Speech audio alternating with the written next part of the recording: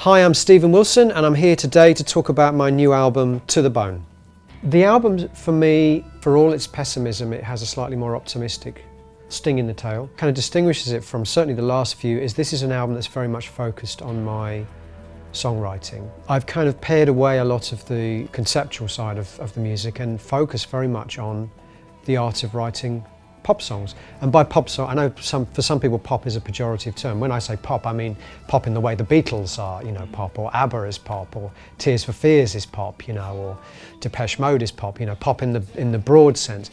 But just to try and make a record which is very much about the art, the side of my musical personality that's always been focused on writing songs, which has always been there, but I don't think it's ever been there in such an apparent way as it is on this record. A lot of the other more conceptual aspects have been stripped away a little bit on this record. So for me, that makes this a very distinctly different album to the last two or three.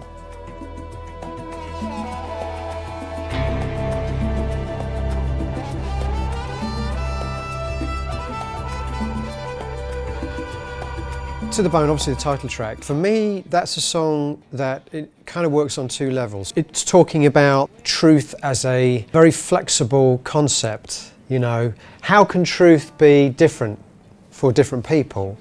That's kind of an oxymoron, isn't it? Truth is an absolute, it's a singular reality, isn't it? Apparently not.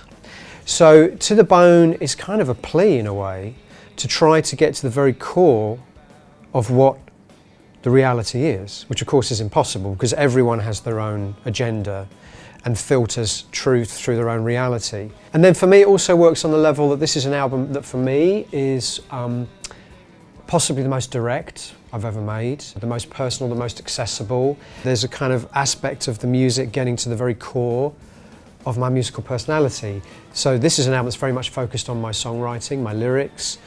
Andy Partridge, who some people will know from XTC, wrote the lyrics to the Bone. Now Andy has been a hero of mine since I was, a teenager. I think he's one of the, the greatest songwriters that Britain's ever produced. So, and I've been very fortunate to get to know him over the last few years because I've been reworking, remixing some of the XTC back catalogue. Lovely guy, very, very, very engaging and did a beautiful job. 6 feet underground, we move backwards now. At the speed of sound, we are nowhere now. Nowhere Now is a song with two perspectives. It's a song about finding the great in the small. The verse talks about how the human race is kind of in a state of devolution and the world's a terrible place, blah, blah, blah, blah. My usual fare, basically. But then the chorus, unusually for me, is a more positive perspective. It takes this view from way out in space, looking at the Earth from the perspective of space as this incredibly beautiful place. Looking out at Earth, it is luminous, observe.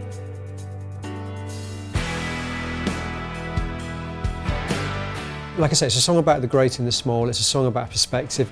It tries to have a more positive view of the planet and the human race from a distance. I'm tired of weakness, tired of my feet of clay. I'm tired of days to come. Pariah is a song, it was written as a duet and very specifically written as a kind of duet between myself and a singer that I knew that I wanted to work with again on this record, Ninette Tayeb. She did an amazing job on the last record on a song called Routine. And when I did Routine, I didn't know who I wanted to sing that, so it wasn't written for her. But then she came on tour with me and we kind of got to know what she was capable of. I mean, she's just an extraordinary force of nature, So the day will begin again. Take comfort from me. So this time I was in a privileged position of actually being able to sit down and write for her voice, knowing what she was capable of. And I basically wrote two songs, one of which we'll come to later, two songs which are, breakup songs. It's a song where the guy is saying, what's the point, of getting up in the morning? What's the point of going on? I'm tired of everything. I'm even tired of myself, And the female character is basically coming in on the chorus and saying, you will live again. You will have another day. It's a song about trying to find positivity out of what seemingly seems quite negative.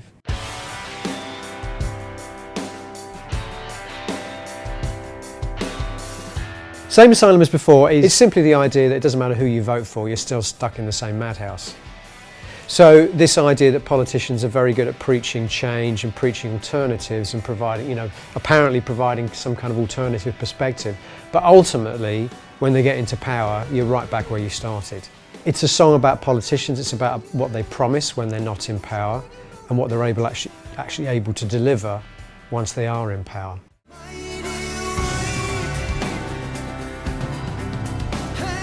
Refuge is obviously about the refugee camps last year in Calais. I'm not the kind of person who's going to come out and write a song about, oh, isn't the refugee crisis terrible, Mr. Politician, you should listen up. But what I do like to do is take on the role of a character within a particular situation. And in this case, I wrote a song from the perspective of one of the people living in the refugee camp at Calais.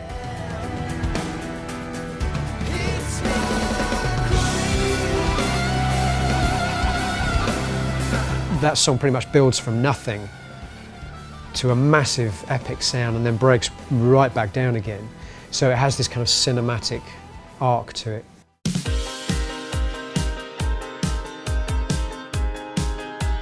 Permanating is probably the happiest song I've ever written. And that's not saying much, because I haven't written many, but this is a song, unusually for me, is almost pure joy.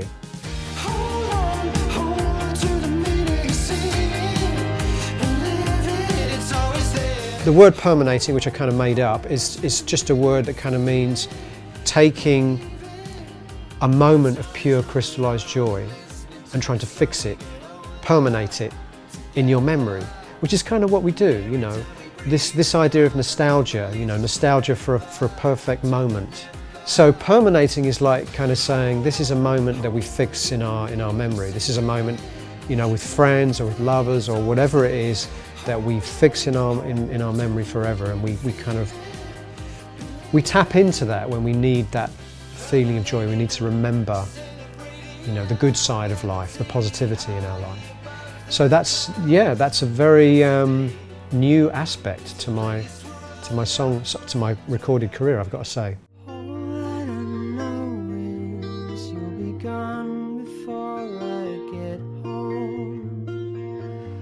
Blank Tapes is kind of the companion to Pariah. It's a duet between a boy and a girl. It's one of those songs that kind of tries to reduce the ending of a relationship to a metaphor. And in this case, the metaphor is the idea of a blank tape. Like one of the things about relationships, at least it used to be in the days before Spotify, maybe they do playlists for their, for their loved ones now instead. But there was a time, of course, as immortalised in the movie High Fidelity, when you would make a mixtape as a kind of an offering to someone you were trying to woo.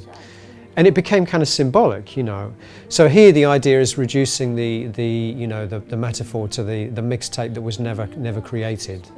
It just simply exists as a blank tape that was bought and never filled. The music was never selected, the relationship never got to that point. I thought it was kind of a cute metaphor.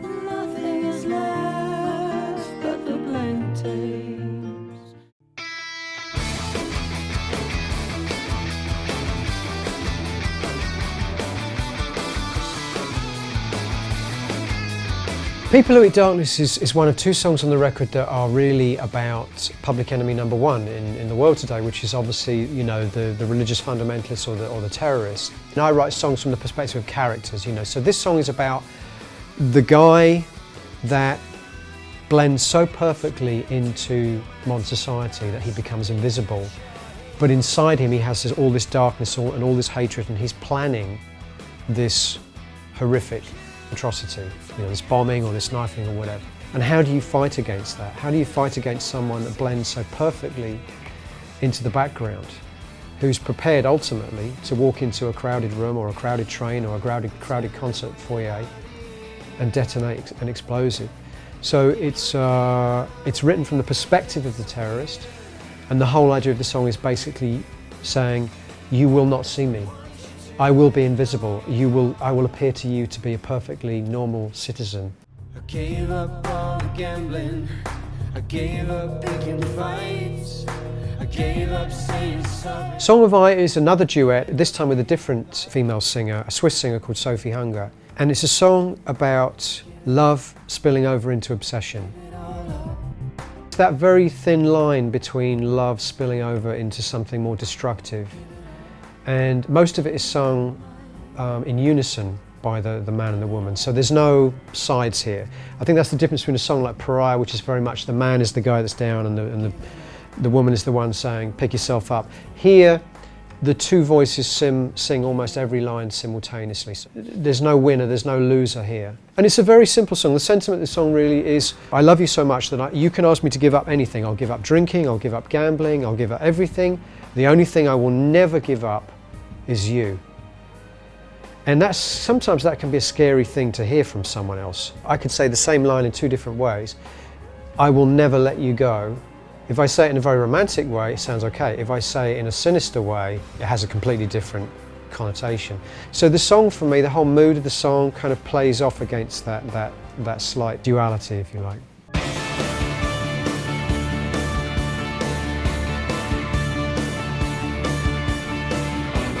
Detonation is the other terrorist song.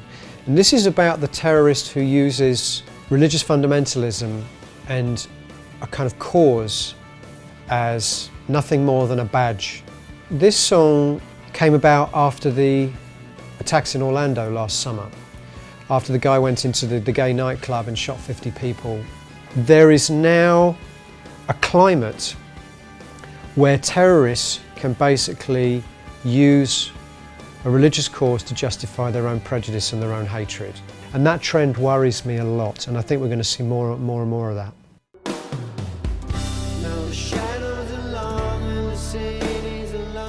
Song of Unborn, for me it's the perfect song to finish the record on because it's a song of hope, but it's a song that's basically being sung to an unborn child, an unborn fetus. And I don't have kids, I've not had kids, but I know a lot of people who have, and one of the things I think every potential parent must be asking themselves is, what kind of a world am I bringing this child into? So the song is sung to the unborn child, and it's basically saying, look, you're looking out at the world that you're about to be born into, metaphorically speaking, and you're thinking to yourself, why on earth would I want to be born into this messed up world, you know? For all the aforementioned reasons we've already talked about, terrorists, religious fundamentalists, you know, prejudice, you know, all this stuff, cruelty to animals, whatever it is. It's not the years you pass,